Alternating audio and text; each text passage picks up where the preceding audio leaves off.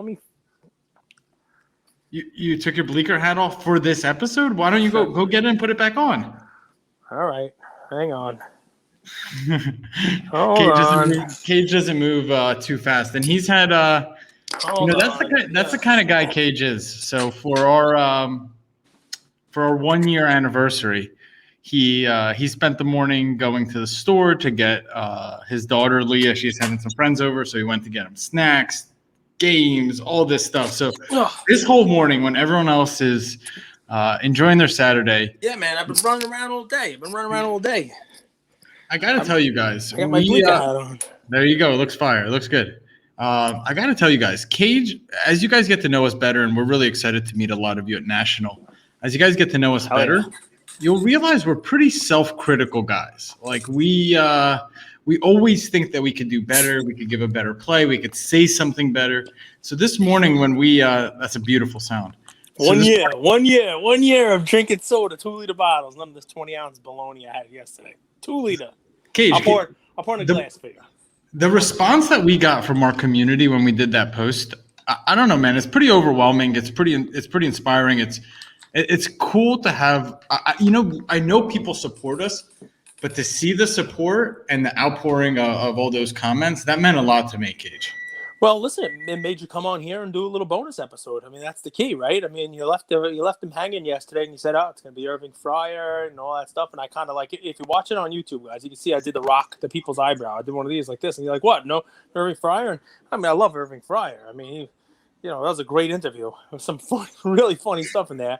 And he's one of Andrew's new best friends. They go golfing together in Mexico and stuff. It's it's a lot of fun, right? But I was like, it's a year, man. It's a year. So we Andrew texted me this morning. He's sending me some of the messages that he's getting from people, and I sent him back some of the messages that I'm getting from people, and it really is. It's an amazing thing. Like we get to talk about this sports every day. We get to show up every day. We get to do these these episodes every day. But really, without hesitation, I could say the coolest thing is just the friends we've made, this community we've built. The members of LukaNation, the ranks grow every day, and just the selfless stuff that that folks do. You know what I mean? I love it. I saw family pictures today from somebody in LukaNation. I don't know if I'm supposed to name them, but they won a raffle and they won a Lego Disney castle, the same one that Ian just built last month, and he's going to build it with his kids. And I got a whole family picture of like the Lego stuff. I mean, I feel like over the last year, I gained thousands of new family members. It really does feel like that. It sounds cliche, but it really does. Like every day I wake up, I try to respond to every message. And a lot of them about cards. What should I buy? Do I like 9s versus 10s? But I mean, you get so much more than that. I mean, our fit family, I'm down. It's literally like a family, right? It's just an overweight family that in 2 years is going to be the RIP fam. That's it. I'm down 35 pounds since we started that thing. Come on now, let's go. I got motivation every day from the LukaNation Fit fam. You said one thing that I just want to clarify. I didn't jump on and do a bonus episode because of all the comments. All the comments are amazing and they mean the world to me. I jumped on here to do a bonus episode because of my own standards. Ooh. And I wanted to deliver above and beyond on our, on the start of our season 2 of our start of our new year. I wanted to go above and beyond and set the trend, create momentum for the rest of the year. So that's why I jumped on to do a bonus episode, Cage. I like it. Let me ask you, I have a few topics. So first, and this is going to be a little bit of fun. This is going to dovetail into my play. Yes. Give me your top 5 UFC fighters of all time. Woo! This is going to be good. You want to know why? Because people who are collecting now, people who got in with Prism now, they won't know half these guys. And it's a great thing. We never really did like a UFC thing. It's a great topic because the UFC is great, right? Conor, people who just started watching, people who got in Prism are like, oh, you got to get Conor. They watch his last fight. They see he's won one fight in 5 years. Like, why is this guy so special, right? Khabib retired undefeated because he retired. He quit. People quit at the top of their game. I always like to say there's only one undefeated person in all of combat sports, and it's Father Time. Because he catches up to everybody, right? He catches up to everybody, right? No matter how good you were or how good you are, Father Time catches up to you. The sport catches up to you. People learn new moves. I mean, if you watch UFC 1, as opposed to what Dana White's putting out right now, it is a different sport. It's not the same sport. It really isn't. Back then it was like, Royce Gracie came in with the Brazilian Jiu-Jitsu and wow, look what he could do to everybody because nobody knew what he was doing. But then if you go to, go a little later on when Matt Hughes fights against Royce Gracie, and Royce is a little older, obviously. Royce? Royce, yeah, Royce. Well, you don't know Royce Gracie? No, no. It's Royce. Royce Okay. Gracie. He won UFC 1. He's like the godfather of the UFC because he won a bunch of the first couple of events. He kind of put it on the map. The Gracie family is, Brazilian Jiu-Jitsu. They're really well known. There are Gracie members still fighting now in the UFC. I think Kron might still be in the UFC. They're kind of like like Jiu-Jitsu royalty. But anyway, you got to Matt Hughes, and he was ground and pound, came out of nowhere, right? And he beat up Royce. It just showed how the sport kind of evolved over time. Listen, top 5. I say Anderson Silva, pound for pound. Remember there's different weight classes, so it's an interesting thing. But Anderson Silva, John Jones, John Jones, he has one loss in his career, and he did it to himself. He got disqualified for a 12-6 elbow. But Anderson Silva, John Jones. I have to go back a little bit further. I would say George St. Pierre, Rush. So we got different weight classes there. So we have 170, we have 185, and we have light heavyweight. The greatest heavyweight of all time. That's going to be real difficult because nobody has the title that long. I'm going to cheat and go Randy Couture because he was two different. Yep. Like he was light heavyweight and he was heavyweight also. I cheat a little bit on that. And is that your play? But I got to give one more. I'll give a little guy. I'm gonna give Connor only because he did so much for the sport and really, really took it out. And WMMA. Not BJ Penn. Not BJ Penn. So I love BJ Penn, but he got a little crazy towards the end. I love BJ Penn. BJ scrappy. BJ fought way too long. He shouldn't have. He's gotten the crap beat out of him in his most recent fights. BJ's awesome. The guy fought wars in the cage. On women's MMA, I love Ronda. Ronda put the sport on the map. Forever. And Miesha Tate, by the way, fighting now. Miesha Tate is back. You guys watch that fight. Miesha's a great follow on Twitter. She was in One MMA for a little while. A mom, just showing you what these combat athletes, professional athletes can do. She's in great shape. I hope she wins her fight. Just a real good. She follows me on Twitter, so I gotta say hi. What's up, Miesha? Go ahead. So I want to ask you another question, but I'm worried it's going to take 7 more minutes, and then. No, I'm looking at the clock. So ask me a question. It's 9 minutes. What do you think? I'll be done by 9:30.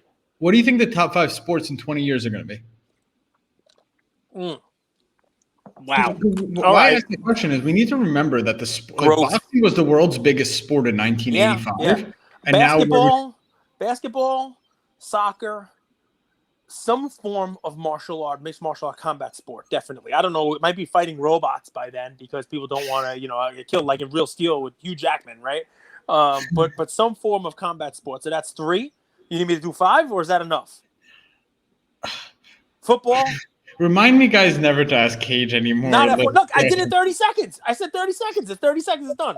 Don't. I'm not going to give you F1. I'm not giving you F1. Don't give me F1. I'm not saying F1. So there you go. There's the sports. 30 seconds. Why I asked Cage all these questions is I wanted to bring you guys a play that's a little bit different, a little bit more original today. And I was actually watching highlights of like the best rematches in UFC history, right? BJ Penn was one of those. Randy Couture versus Chuck Liddell was another. Huge rivalry. It was basically trilogies, right? Yep.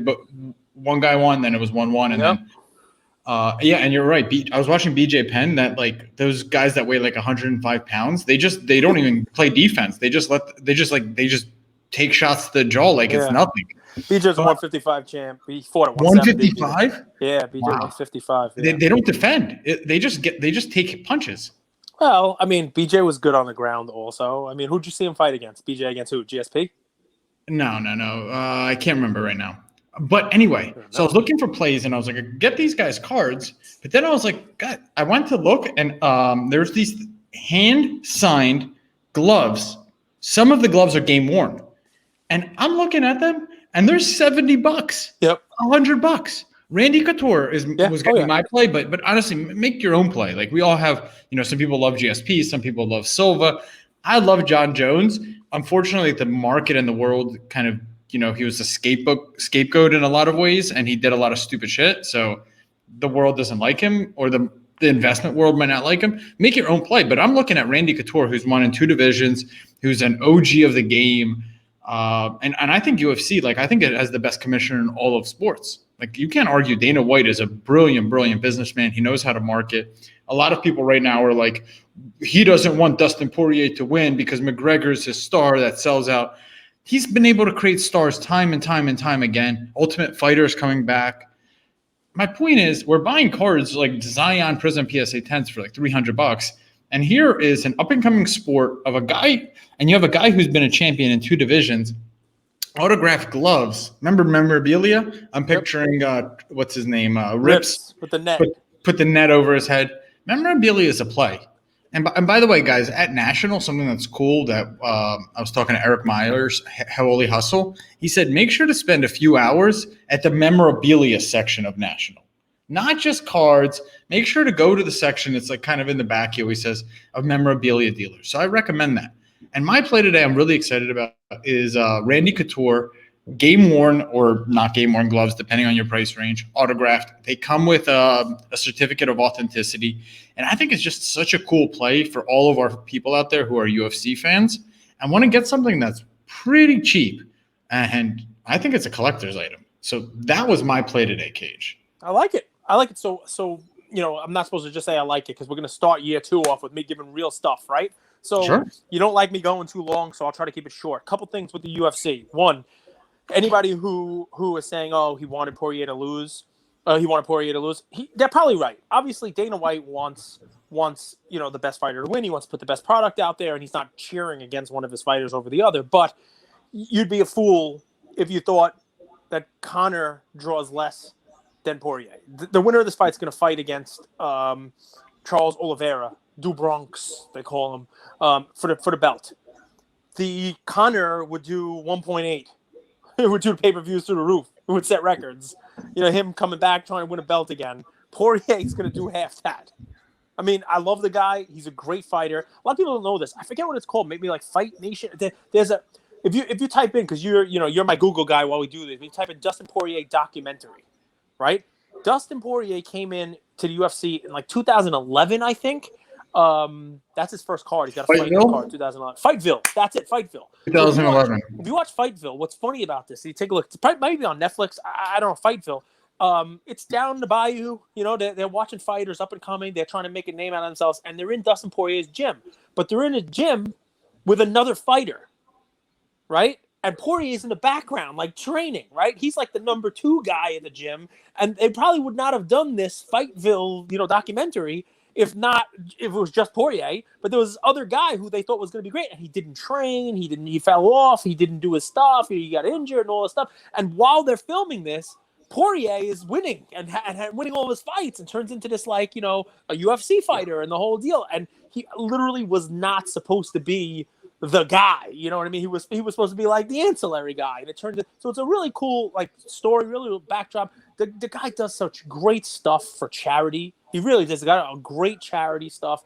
But that said, people want to watch Conor. People want to watch headliners, and I'm going to tell you about the UFC, right? So you talk about Randy Couture. That's a name. He's in movies and that stuff, right? When I started watching the UFC, the champs at the time, I had a banner signed. I gave it to one of my friends. I had a banner signed. It's one of those big vinyl ones at the bar, and it's like Brock Lesnar was at the top of the heavyweight championships, right? It was John Jones as the light heavyweight champ. It was Anderson Silva as the middleweight champ. 170 was George St. Pierre, right? When they brought the little guys in, you had Jose Aldo as one of the champs. The guy was a beast in Brazil, and they haven't. Jose Aldo. Jose Aldo. Come on, and it's Royce Gracie. Come on, you gotta try to say their names the right way. I don't want to mess it up. There are UFC fans. It's not Jose. Jose Aldo. Wow. Jose Aldo. Okay. Jose Aldo Jr. So listen. So the headliners sell it, and I loved it back then. You watch every fight had somebody great in it. The champs were great. It was just battles, wars, and then you had Ronda for a while, and then you had Conor for a while. Ronda came 2012's a rookie. Conor's 2013's rookie years. And you had these guys. They would carry the promotion, and they don't have somebody carrying the promotion right now. They're trying with Israel Adesanya, but anybody who tells you they enjoy watching a Kamaru Usman fight, They're lying to you. They're lying. Trust me, they are lying to you, right? I mean, maybe there's a couple purists who like that stuff, but You they're know what lying. you know what I think what makes Dana White so special, and I think it when it comes to specifically MLB and base and NHL, the commissioners of those sports they don't think long term. Yep. So like sure, in 2021 on July 17th, maybe Dana White doesn't have a true star like he had with McGregor, but what he's shown is he could create those stars. And sure, there's dull periods, lag periods. It happened in the NBA, frankly, too. Like a lot of people remember, like the mid 2000s was a little bit boring watching the NBA. So like it happens. There's peaks and valleys in sports. There's peaks and valleys in fame. I think he's able to create stars. So maybe now is even a better time to invest because it's a little bit of a lull because there's no true alpha in UFC. But mark my words, there will be. The second reason why I'll comment on the memorabilia side on UFC alone is I have a lot of friends who did UFC and UFC memorabilia and would always look at me and be like, why do you want the cards? You got a card that's got a little piece of a glove in it. You got a card that's got a little piece of the shorts in it. You got a card that's got a piece of what? Like his autograph. Like I'll give you the whole fight kit for less than that, right? I'll give you the whole gear of the fighting stuff, and I would always say no. What holds value in what we do is it's in the car. It's gonna be pack pulled. It's topped. It's verified. It's licensed. The whole deal. And here's why it's a little different in the UFC, right? Prior to the UFC Reebok contract, the fight kit, the gear, that stuff. That was a way for these guys to make money, right? I'm talking about like used stuff, like for the fight. People they would sponsor it. They were like NASCAR drivers, but they had everyone in their shorts would have like Dude Wipes was Tyron Woodley. Like it didn't matter. Like whoever gave me $1, I'm putting it on the shorts. And I remember I have friends who sponsored fighters. Like it's just like a law firm in New York. Fun fact. That's the OG days of Cage lawyers. Cage lawyers, exactly. So that's the deal, right? So Cage lawyers, right? So these guys, they would go to shows, they would do autograph signings because they were not. Also, even now, the UFC guys, they don't make anywhere near what any other sports makes, right? So that's why there's a lot of gloves out there. That's why there's a lot of. And Randy Couture, he does signings. He's still a name. There's a lot of gloves for him out there and that kind of stuff. Conor, not so much. Conor's a cool one. If you're a Conor fan, you got to grab one of his earlier autographs. An autograph in person is cool. An autograph on card is cool because just check out that video. I think Cardporn posted it, reposted a video recently. Every fight, the fighters sign a fight autograph poster. These are some cool things. So I was trying to talk to CSG about it. Every event has like a licensed poster where you could buy it at the event, and it's signed by every fighter in that event. And they're numbered. I think they did like 150 of them. They're like real limited. I have some rolled up in the canisters in my basement. Nick Diaz, not Nate. Nick Diaz against GSP. I got some Anderson Silva ones. I used to buy them just like guys. Every time in season 2, when Cage mentions his basement, you have to take a shot. Nice. The basement. I clean the basement. The basement's got so much shit in it. Cage's basement is bigger than all of your guys' houses combined to store all of these artifacts and memorabilia. Yeah, man. Well, listen, and there's a lot of laundry down there too. But it's like 20 years of like collecting madness. Listen, I used to do wine. I got a lot of wine down in that basement too. It's like a cellar. But anyway, the point is that Conor's signature is like this now. He's like he's touching his pen on it. There's no name. So that's a cool thing too. Like try to find like a full good signature. I like the play because how do you beat it? $70. Randy Couture on a glove, the full glove. Like get the whole glove. But get your guy, get your girl. If you're a Ronda Rousey fan, if you're a Misha Tate, if you are GSP. Go for your guy, right? Like with cars, we always say buy what you love, but not really. There's like Cage doesn't love that, but go with yours. Yeah. Randy Couture is a monster, dude. That guy was one of the OGs of the game, so that's why I chose him, and I do believe he's a top 5. So that was my play. Cage, I have 2 more topics. I could also hand over the mic to you if you want to give your play. No, we do 2. I'll do my play really quick, and then we'll do your topic. Can you do me a favor? Because I'm gonna go grab one. I'm actually close to my an actual copy of my play. Can you do me a favor, just for the folks who tune in on YouTube? We got a lot more people watching our videos on YouTube, so we want to make sure they see this. Can you type in eBay? It's 1929 Cashin, Kashin, Babe Ruth. 1929 cash? Kashin, Ruth. Oh, he's going back to the bag. He's going back to the bag with his Baby Ruth play. Hey, did you ever like Babe Ruth? Probably not. All right. Cage was ill prepared for today's episode. So I'll go ahead. I'll pull up the cash and play.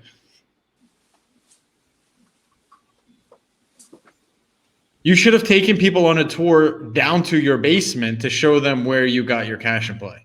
So were you able to find one on eBay? There we go. Wow, that's an excellent 5. That's nice. That's got to be expensive, I would think. That's a nice looking 5. How much is that?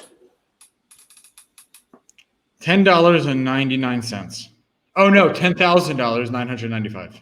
Well, so do you see any other ones, cheaper ones, whatnot like that, or any other ones? So while he's looking, and I appreciate you doing this, Andrew, because you're not my. Look at that, it's in Mexican money. I love it. I can't even tell what they are. So I gave the Sanella margarine play the other day, and I always have like 3 or 4 plays ready to go when we do our conversations, and this is one that I had there. It seems to dovetail really nicely with what Andrew just did. Right, he's talking about what the future may hold. Right, he's talking about banking on the UFC becoming one of those more global sports, one of the more successful sports. Moving up the ranks and becoming something that people, might invest in, and you can get in there ahead of the curve. Right. And honestly, just to jump in here, UFC is the most international sport we have other than soccer. If you look at where they've done to their events. Oh yeah. If you just Google UFC where they've held events, it's global. And they always have been. Always have been. So it's they have a really, really global fan base. I mean, they've been fighting in Dubai for over a decade. Mm-hmm. More than that. I mean, they always have been, and their fighter base, even though it's all under one umbrella, they're from everywhere. They got a couple champs from Africa. I mean, it's just they really are. I mean, they've had Canadian champs. I mean, they're guys are from all over the place. Obviously, Irish champs. Connor. So it's fun stuff. But I figured, let me swing the pendulum the other way. If you don't feel like gambling on what sport might become, the next big thing. If you don't feel like, oh wow, I like soccer, but I don't know if it's ever going to catch on. You can always balance out that gamble on a UFC becoming something big with something that I don't care how mismanaged baseball is.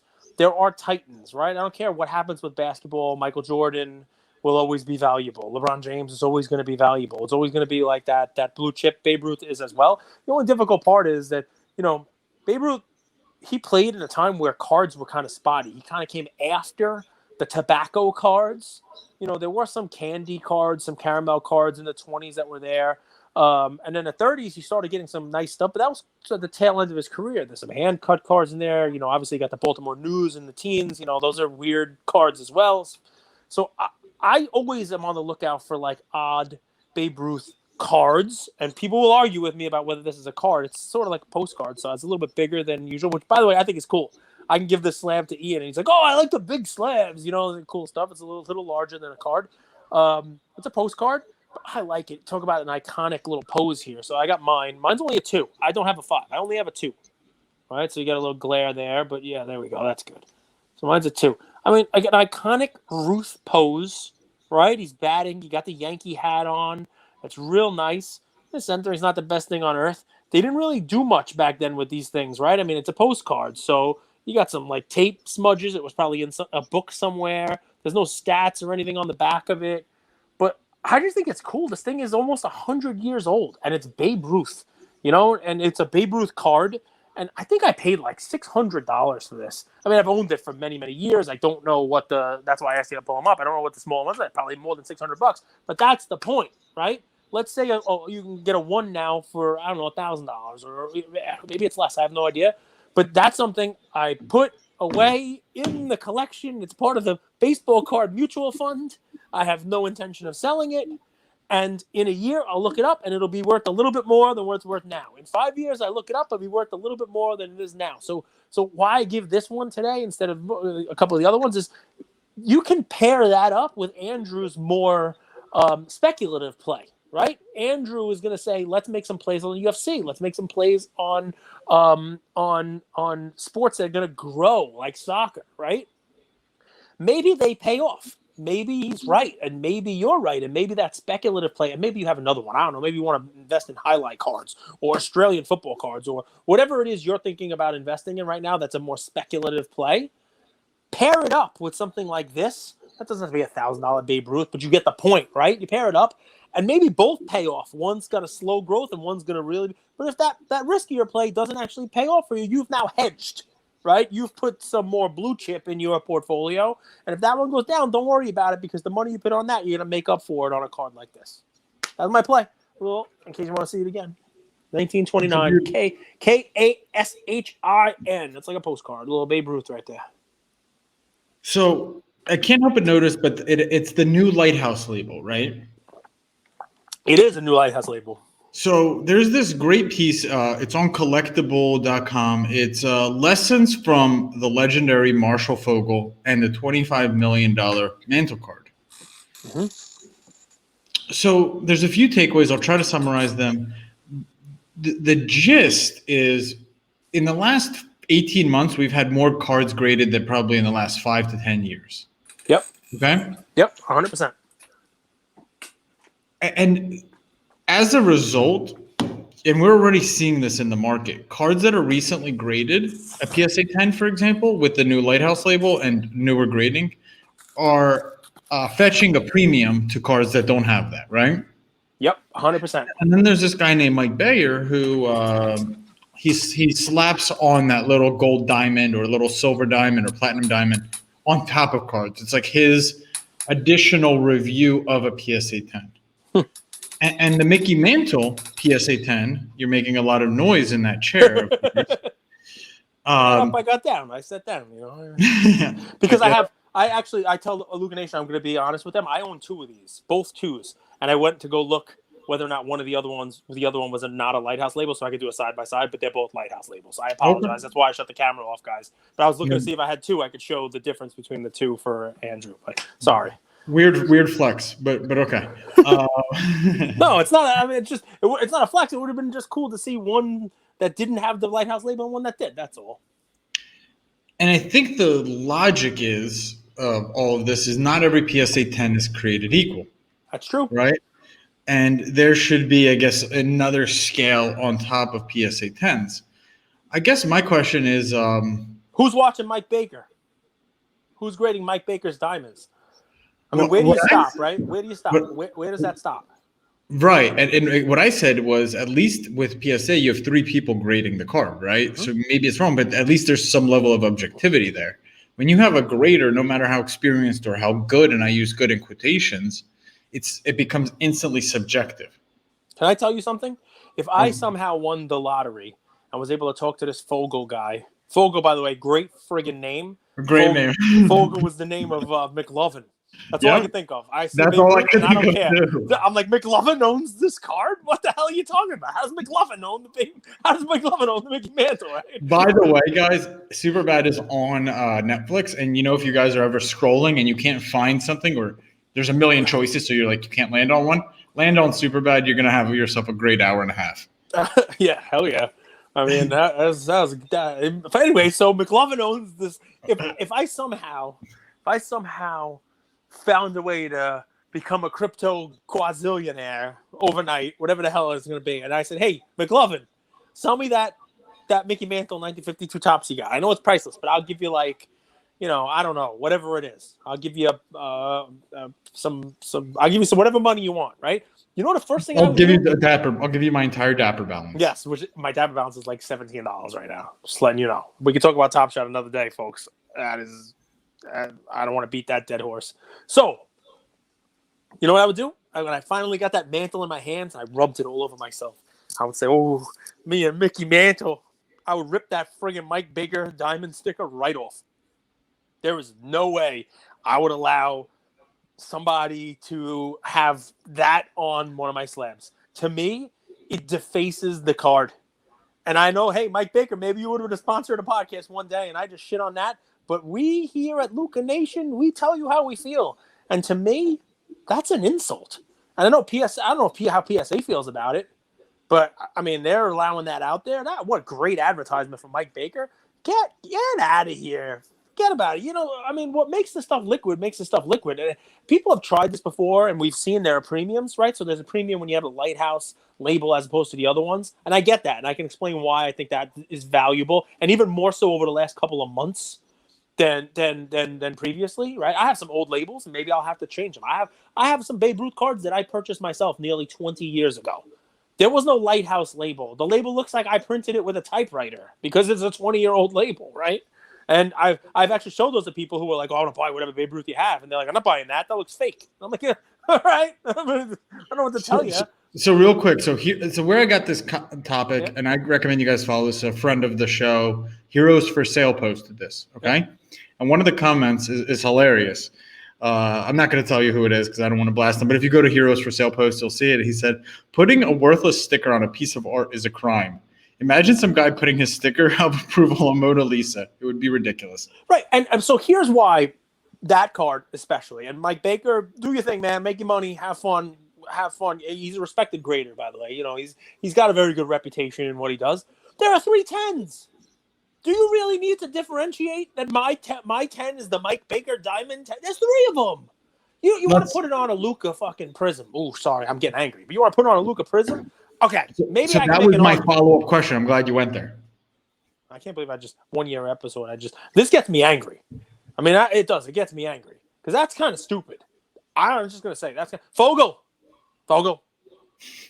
McLovin, get that sticker off that card, man. It's you know what? It's like drawing a mustache on Mona Lisa. What are you doing? What are you doing? Come on now. What the hell? Come on. So let's go to Luka. Do you think for like a Luka Prism that has 17,000 pop, do you think that there should be levels of distinction of a PSA 10? No. I can understand somebody putting that diamond on there, but I don't understand anybody paying a premium for that diamond on a Luka Silver or a Luka Prism. I don't. I mean, what's going to make those base cards have value, have some tradability? Is their liquidity? What creates liquidity? Right? What allows a StockX or a Star Stock or any of these other places to exist and to bring in so many people and to make it the equivalent of a stock exchange type scenario where you're trading cards the way you're trading stocks is the belief that a 10 is a 10 is a 10 on liquid cards, right? So to me, waste.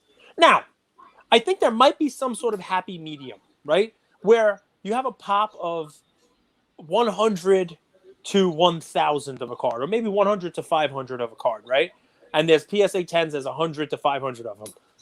Maybe your Michael Jordan PSA 10 rookie card, that kind of card falls into that kind of window, right? You want to tell me that there is a market for somebody to be, evaluating those and differentiating 10 versus 10? Sure. And it doesn't have to be Mike Baker. PWCC does it, right? With their PWCC E and A and S and whatever. I mean, they change their standards, their letters.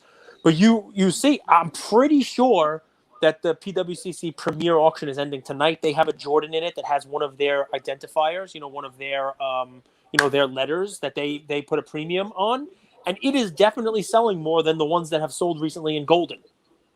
Right? It definitely is because they reviewed it and they said, "Oh, this one's really nice." Right? So there's definitely a market for it, and there's definitely a premium to be paid on all those higher end cards. I don't know that there's a premium to be paid on a Luka. I'd have to do research on it, but I mean, if you could buy a Luka PSA 10 or pay $20 more for a Luka PSA 10 Diamond Mike Baker, whatever the heck it is, I'm just gonna get the 10.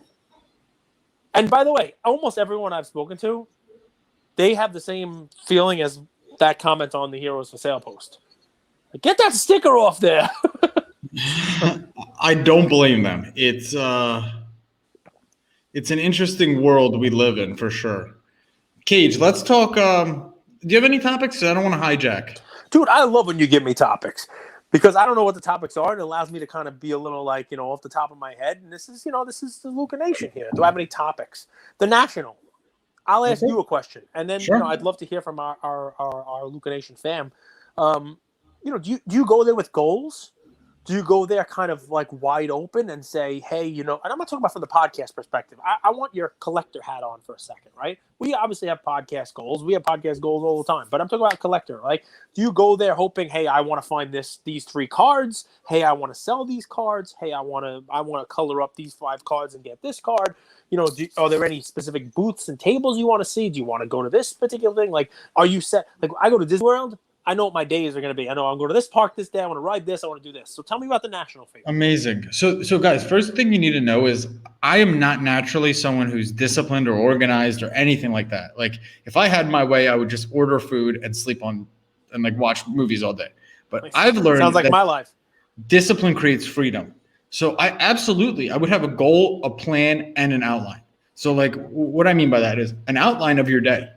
So like, for example, I need exercise or else I'm going to be moody and not myself. So I need to budget that into a day where it's going to be nonstop interaction. And let's say the national opens at 11. I know that I need to get up at a certain time and do exercise because the rest of the day is going to be so unpredictable. Same thing when it comes to meeting people, lunches, coffees, things like that. Like I'm going to have 5, 10, 15 meetings already planned in advance at a certain time. And I'm going to try to keep them to 15, 20 minutes. So for sure. Third thing is I would definitely have a list of cards that I'm going after. Like this is the card I'm looking for and these 3 grades and these are the prices to take away. So like I grew up in a family business and what we've learned is there's behavioral psychology. A guy named Dan Ariely from Duke University talks about this actually a lot. And it's how like the way you place things on a menu board and how much quantity there are and where they're placed impacts people's decision. So that's why when you go to a busy menu board, you're kind of like a diner, it cheapens the menu. You first off, you're not sure what to order, but when you do order, you have this opportunity of cost of could I have ordered something else that was better than this? Okay, and that causes decision fatigue. So when you have a layout of these are the cards I'm going after, this is the price, and these are the potential grades and grading companies, it removes the decision. It removes it. It's like, okay, I know what I'm doing if I get this X deal, and you're ready to move. So I absolutely do. And that's not something, Cage, that's come natural to me. That's something that I've learned impacts my happiness. So when I have an outline, when I have goals, when I have a framework of what I'm going to do that day, that week, it gives me a lot of peace of mind so that I could actually go and have fun. Because I think the one thing that causes you not to have fun is anxiety. And anxiety comes from a lack of preparation in whatever area of life that is.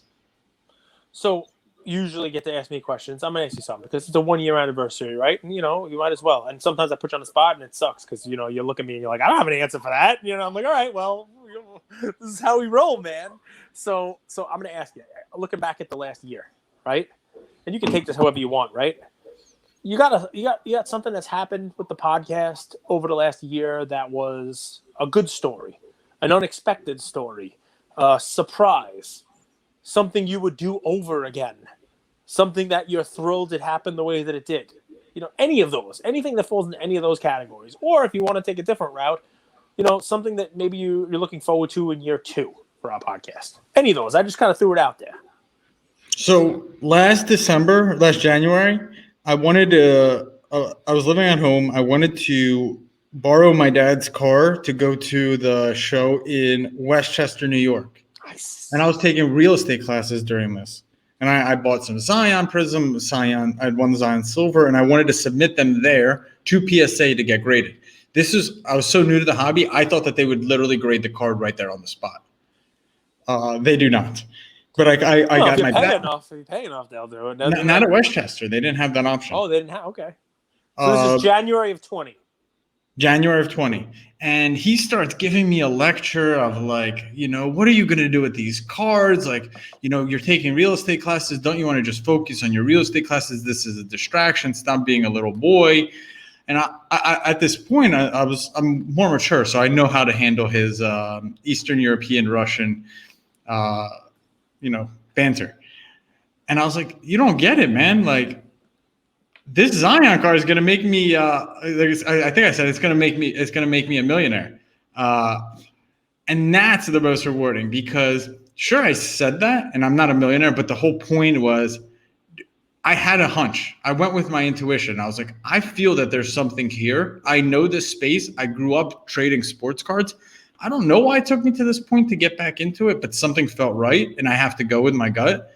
And I was like, dude, just trust me. Like, I have faith in this. He kept talking, he kept rambling, but like, it was this feeling of certainty. And then since that day, I've executed. I've been meticulous. I've been strategic. I've done the research. I've done the homework. Then not only was I grading cards and learning that space and having conversations and learning, because I came into this world, I just asked a million questions. People like Bro Namath could tell you, Gem City Sports.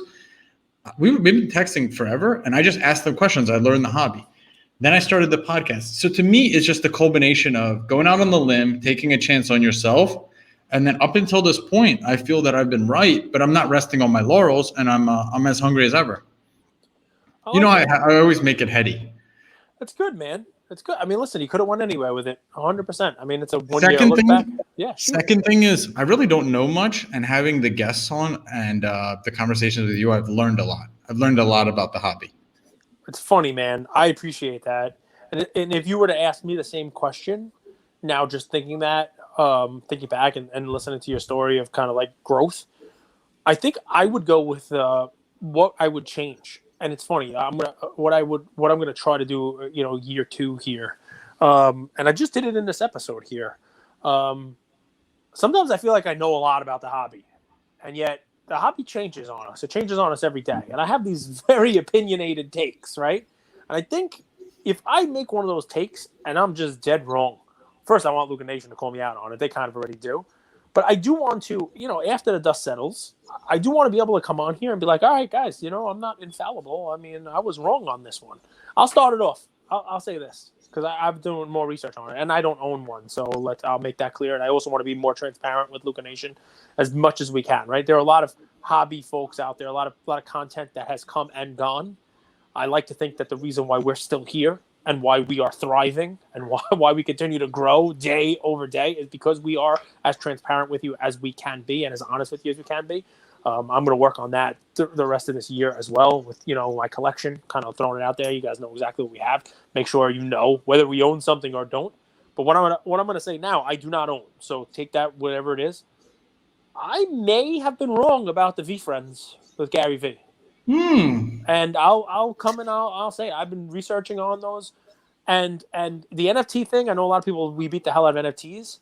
What I'm learning about NFTs is it's going to be about utility, but also about community, right? It's the community that's built around the NFT, right? And I think that's part of why Top Shot right now is failing, right? As much as you could say it's failing, right? I mean, they're huge, but their sales for this month are trending back to where they were in December, right? Which is way before any boom, right? So it's like it's one of these like cycles, right? And V Friends might hit there. You never know what's going to happen. But Gary is driving the conversation there. He's driving the community. He's in Discord. He's now taking it to the next level. So a hat's coming out this week with a pigeon on it.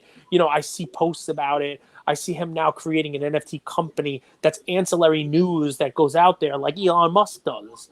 Tesla stock goes up when this guy talks about going to Mars. It has nothing to do with Tesla, but it's you're buying into the people behind it is what you always say, right?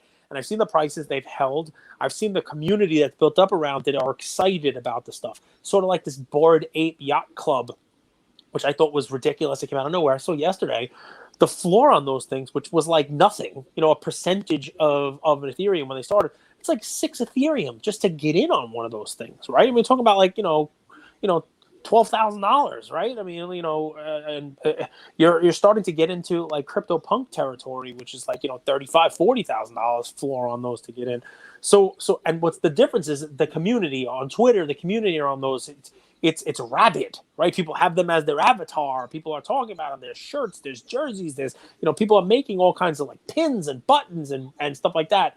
So anyway, that's my explanation. We'll see. Like I said, the jury's still out. When did those things come out? May. I mean, they're a couple months in, so we'll see. Top Shot a couple months in had a huge high and then it has dipped back down. I think Gary is probably smart enough to figure out how to avoid that.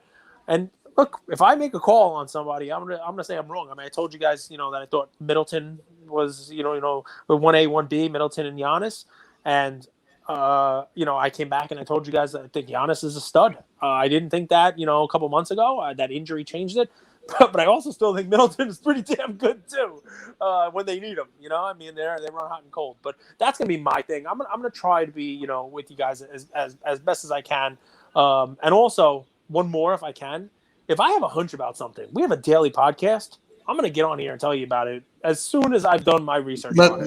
Let's talk a little bit about that. So like 2 or 3 days ago, Cage calls me and he talks about this new project that Panini released. So full disclosure, we both own these now. We bought packs. We bought packs. It's this NBA NFT blockchain, and right now for the next few hours, probably when you guys are listening, it's going to be expired. Is the silver parallel pack is available. Before that, they only had one release, and it was the debut release, right? Yep. And so I've bought into a Cage. I'm 7. So there's a challenge going on to get. So the things that you get in the packs, they're basically moments, but they're still shots of the cards of this year. They're a 2021 release. They used, it seems like, a very similar UI to Top Shot. And they have challenges too. So I'm trying to complete the challenge that they have going on. It's for people to get this LeBron card in the NFT version, and I have 7 out of 10 completed. Wow, dude! From buying packs, or are you buying some singles here and there to complete the challenge? I got 5 from packs, or 4 from packs, and then I got 3. You did? Yeah. Wow. I bought a lot of packs. I didn't want to make the same mistake again. So, guys, what he's talking about, this is Panini Direct on their app, right? Right, straight from Panini. Panini is doing an NFT. Panini's doing a blockchain, and we can argue whether it's real blockchain or not, and the whole deal. But back in January, I called Andrew after we had Coffee with Cage, and one of our listeners said, "Hey, what do you think about Top Shot?" And I did some research, and by research, I bought some packs and the whole deal. And then we came on and we told you guys about it. Not a pump and dump, right? But just to tell you, because this is what we do. We're on here every day, and we're tell you about buying it, right? So Andrew and I have bought some of these silver packs. They've had base packs. There are base packs coming out. They've had a couple of other packs. I told Andrew what my thoughts are. I'm still kind of researching it. Still not 100%, bought in. It has right? a lot of good things, a lot of bad things. There's so a lot. One thing I really like is the auction. So if you want to sell a card or a moment, it's an NFT card. It's a 24-hour auction. Really easy to use, simple. You click a button and it's listed. I don't like that you can't see recent comps. Can't see anything. You don't know what things have sold for. You can't sort your own stuff. You can and you can't. There's a lot left to be desired from like the actual research. But if you go on the main page, Cage, there's this recently sold in blockchain section. Yeah. And you can see what it's sold for, but you only see like just the last few sales. Right. Only a couple. You can't actually dig and see what do things sell for. I think this could be a lot bigger if they update their platform. There's got to be so much more. Like somebody who buys packs like you, it sounds like you've bought hundreds of these things. Yeah. How do you right now? If I ask you right now, how many Devontae Grahams you own? You have no idea. You can't. No, you might have got them in packs. No, I checked. I know my cards. The filter functionality is not easy. There's none. I don't even know how to do it. Like you could do it by the year. You could search the name at the top only on a mobile phone, on the mobile app, not on a computer. Okay, I'll have to figure out how to do that of like who I own and how many I own and that stuff. I have to do that. But you're how about 1,000% right though. It's clunky. How about gifting? How about like, hey, you own a Devontae, I want it. Send me one and I'll trade you one for it. So these are the things they have to, and it will not be. And guys, before you go diving into this, thinking it's Top Shot and you make hundreds of thousands of dollars, it will not be a success if they do not change it, right? But the changes are easy. The changes are straightforward. The changes are simple, and for those of you who like silver cards, but don't like that they're not numbered, the NFT version of these things are 149 of them, right? Yeah. So what I told Andrew when I called him, I said, "Hey, I'm looking at this, right?" And there are people who are posting about this. Ziggy No, right? The Ziggy No, who's who? I mean, get his full name for me if you can, please. But he's posted about these things. He showed that LeBron. One of the cool things that has people engaged from Top Shot are the challenges, right? It's one of the few things they do that's not boring on their site, right? It's challenge. They've done challenges, and when they release a pack, there's challenges in the pack, and it makes an Alex Caruso that's probably only worth $10 into something that's worth 150. Yeah. Because you need that Caruso to get the LeBron, right? And they're also being smart. Last week, Top Shot, I did a challenge hoping to get serial number 1. I got the John Collins reward. I get it. He was in the playoffs. John Collins. I got serial number 1, silver rookie Capuanzo. Oh. Facundo Capazzo. Yeah. So what I was saying, the rewards that I've seen, they did a reward for Marvels. You know, the cool like superhero Marvels, you know, like kind of thing. The reward for that was Luka, right? They got a reward going right now for high voltage. That's a cool, you know, Donruss insert set, high voltage. The reward is Zion. Now the reward on the silvers is LeBron. You know what I mean? Like they're smart. You know, like they know that these are what people are going to want to collect, and they're making them rewards, and they're going to have some value in the whole 9 yards. I have not bought a single blockchain card that's not one of these like Prism packs. But I haven't gotten into the ones that are like the pack pulled redemption blockchains that you can get that way and that kind of stuff. And I'm sure those are great too. There are autos. I haven't got into autos. To me, an auto blockchain card does not make any sense at all because it's not really autographed. It's just it's just a blockchain version of an autographed card. To me, that doesn't make any sense. There's a lot of kinks to be worked out. But I told Andrew, I said, you know, here we are. It's the same kind of thing as Top Shot. Like, you might as well give it a shot. If it flops, it flops. You know, you balance it out with something that's a little more, safe. But if this catches on, and it can very easily catch on, right? You know, it's like Gary Vee says, right? It's not an or, it's an and. Yep. But you can own a LaMelo Silver tangible and pair it up with a LaMelo Silver NFT or a LaMelo Silver blockchain that's numbered, right? And costs less. There will be less of these silvers than there will be PSA 10 LaMelos, and those PSA 10 will be a lot more money, and that's part of why we're bringing it up. I'm glad you went there because this is exactly what I was talking about. Like, if I could go back and change one thing, it would be I told everybody about Top Shot, but I wish it was like, you know, the day I called you, and you know, we probably talked about it like the day after. That's why I wanted to bring it up. For a year or two, it's like one of those things because it's a gamble. But here's the thing, guys. Like I've talked about us being gamblers. I'm a gambler. Cage said this to me once. Like he lost money at a casino, and he said, "I'm not doing this ever again. If I want to gamble, I might as well put it into cards or things that I know that are around cards." So here's the same thing. Like, sure, I went big relative to my disposable income, but at the same time, like I have something to show for it. I have the experience. I have content to talk to you guys about, and it's not like it's blackjack, you know, win or lose. I still have moments and cards that. Moments, I don't know what we even call them, NFTs. No, these aren't really moments, but yeah, they're just blockchain cards, you know. That at least I could auction off and get some money back or all money back, whatever. I don't know what the auctions will close at. So it's an, I guess, educated gamble is the bucket I'm trying to put this in. Yeah. Listen, I'll probably lever in some of the Top Shot gains and I'll rationalize it that way. And, you know, I'm not talking about putting 5 figures in it or anything like that. Nothing crazy, right? And it sounds like you already did, right? That's $10,000, pal. 5 figures. You're counting, using your fingers. Yeah, so below there, but right around. Maybe the challenge. Jeez, you got 10 G's already in it. This guy's going hard on this one. Okay, I like it. Good for you. Listen, you know what that says? I mean, we've been around cards. We've been around these investments for quite some time, right? And you know. If it feels right, I'm glad you're telling folks about it. We could be wrong here, guys, but play around with it, right? Do a little research on it. Get on it. It's a free app, the Panini Direct app.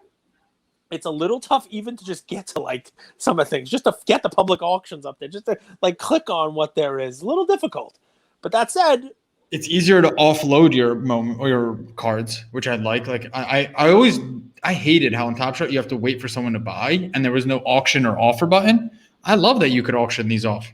And you could create an auction and a buy it now, which was kind of cool. So you have a 24-hour auction, and you could also set a price that if someone who's bidding on your auction wants to buy it right there on the spot, they could buy it. And how about ease of getting in and getting out? It's PayPal. PayPal, right? Yeah. It's PayPal. It's linked to PayPal, right? So you want to sell one, you get the PayPal money right then. You sell it, boom, you get paid. You want to put your money in, you right there, PayPal. So I was pissed. Today there was a Colin Sexton silver jersey number 2 out of 149. And my PayPal was linked to my seller account, but it wasn't linked to my buyer account. So I tried to bid, but I couldn't bid. And it was like $50. Wow. Look at that. Look at that. All right. Well, you know, if anybody has any questions about it, not that we're experts on it yet, but that's the thing. Normally I would become an expert on this and then tell you guys about it so that I can answer questions and stuff like that. I'll go, you know, a little more in depth in the research. Andrew and I also did not get in. They had these red and green debuts that were really limited. The packs are not that expensive at all, and I'm sure they're out. If you're looking at them, they're really expensive. We did not do those. We It's just just got 24 hours, maybe going on like 36. Was it Thursday or Friday that we talked about this? I think Friday, right? Maybe I don't know. I think Friday. If you guys find me, I'm Mamba's Fadeaway on there. Oh, dude, I don't even know how to change my name. My name is like LB639DVATIV or something like that. Like I don't even know how to put a name on. And that's so they have a few releases coming out. They have like an NBA NFT blockchain flashback insert pack coming out. It's on the Panini Direct app. So and they have some blockchain packs coming out. So it's interesting. A lot of the UI UX looks like Top Shot, frankly, especially when you're opening the packs. So we'll see where it goes. I wanted to bring it up to be completely transparent with you guys. And if it goes up, you're along for the ride. If it goes down, it wasn't us. Just kidding. All right, guys, listen. Thank you all. And Big Man, thank you. Thank you for a year, man. I mean, if it wasn't for you, I would just be talking without any direction whatsoever. I would just be talking in circles. To the family? Family? No, even in the podcast, I would just be talking and no one would be asking me questions and I wouldn't have any direction. The train would be literally off the tracks. Thanks for providing the tracks. Love you, LukaNation.